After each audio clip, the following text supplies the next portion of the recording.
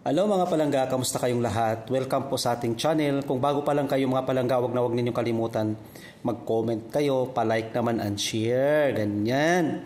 So pag-uusapan natin ito mga palangga kung gaano ito katotoo. Kasi nga, may lumalabas na naman na balita na ang BRMM ay pinilit ng mga Marcos administration na bilhin ng 400 milyon. Pambihira talaga, kahit ano na lang talaga ang gusto niyang gawin mga palangga. Panoorin natin ito mga palangga upang sa ganun ay maniwala kayo kung gaano ito katotoo, dahil talaga naman mayroon tayong katibayan dito mga palangga, no? Okay, panoorin natin. Sana ba yun? Ayan.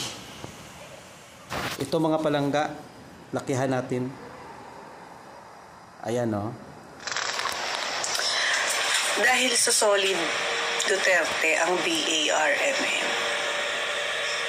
pinilit bilhin ng mga Marcos ang BARMM sa halagang 485 million para sa goal na 12-0 vote para sa senatorial slate ni BBM sa darating na eleksyon.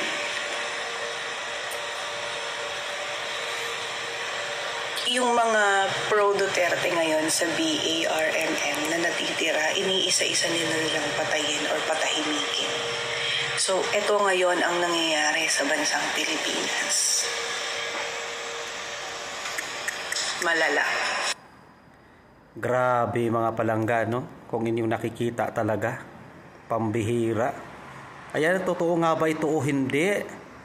Kayo na ang humusga mga palangga, kasi talaga naman tayo ang maghihirap nito. Tayo ang magkakaroon ng problema, ang buong mamamayang Pilipino. Biro na yan, pilit bilhin, 485 million pala, no? 485 million. Ano yun? Presyohan para manahimik ang bawat isa?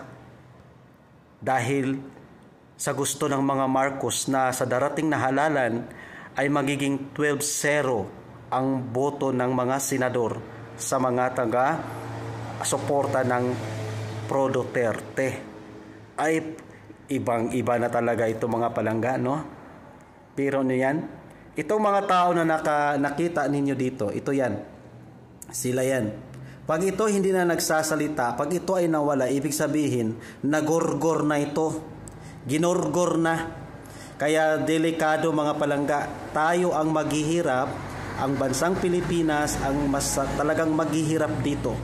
Kung talagang totoo itong usaping ito mga palangga. Ulitin natin mga palangga para maliwanagan kayong lahat. Ayan, sana ba yun? Ulitin natin. Dahil sa solid Duterte ang BARMM, pinilit bilhin ng mga Marcos ang BARMM sa halagang 485 million para sa goal na 12-0 vote para sa senatorial slate ni BBM sa darating na eleksyon.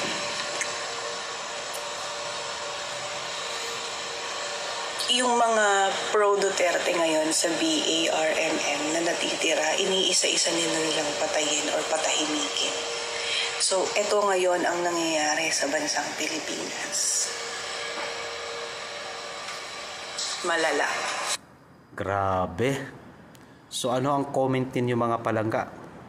Pa-comment naman dyan. Maraming salamat sa panunood.